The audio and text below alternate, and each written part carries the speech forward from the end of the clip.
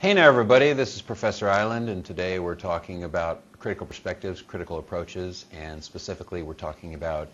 Asian cultural perspective. Keep in mind, as is probably obvious, is that the number of translations for any particular work within a culture is going to vary according to things like socioeconomic status, educational status, etc., but certainly in a broad as broad a category as Asian studies, and that will be one of your options when you get into four-year college and the like. You're talking about not only different regions, different countries, but also fundamentally different languages and different experiences, and in fact even conflicts amongst themselves. To that end, however, realize that very often Asian studies are all clumped together, and a lot of the analysis of literature and certainly the portrayal of Asians in American literature or in Western literature often has to do with that notion of kind of pushing things into one giant clump, and as part of your responsibility as a creator of analysis in your paper, you're going to want to differentiate and be clear about what specific group you're translating something from. So obviously if you're doing something from a Korean perspective, from a Japanese perspective, a Chinese perspective, Vietnamese perspective, and also then within that category, social class, educational level, things like that are going to affect the way that somebody is going to translate something as they're reading it. And certainly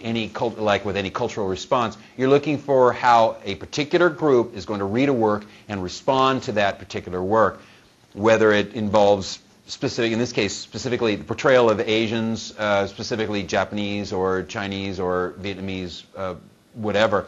or whether it is a story that might translate well to a group who has had a specific experience that they recognize in the work. For example, if certain segments of the population were to read a story about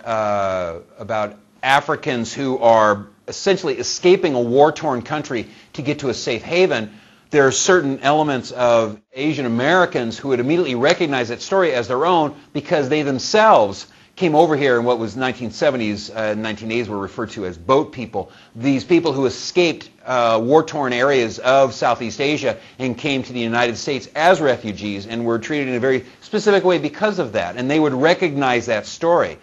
As part of that, you're looking for those types of resources that speak to the work that's being presented, and you're trying to find something that essentially connects to it, either to say we completely understand this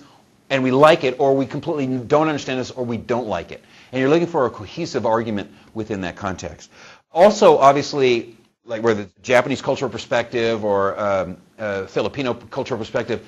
also is going to be applied to works that are written by other Asian writers like, Amy Tan or Lisa C., Ken Liu. And the idea is that you are looking to see how they feel that they're portrayed, whether by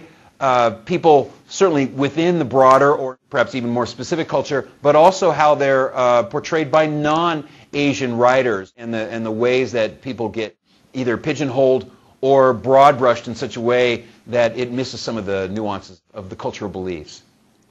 To that end, some of the aspects that you might see referred to or used as reference point, like the Chinese experience in the United States, has to do, for example, with a lot of people being brought here as essentially as workers to build the railroad, whereas the Japanese, their primary experience within the United States as a cultural group very often may center around the Japanese internment during World War II.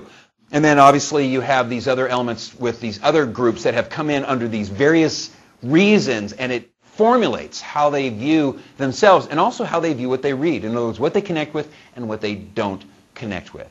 To that end, make sure that you find a resource that speaks specifically to the work that you're discussing, that if you find more than one source, that the sources are cohesive, that you're not choosing something that is so divergent in class or so divergent in culture and country that you are really kind of broad brushing it and making it appear as if all Asians think exactly the same way, or even that all Japanese think exactly the same way. Narrow down your choice in terms of creating that cultural perspective and keep with it and stick with it in the analysis, and it'll give you a cohesive, logical argument. Stay in touch.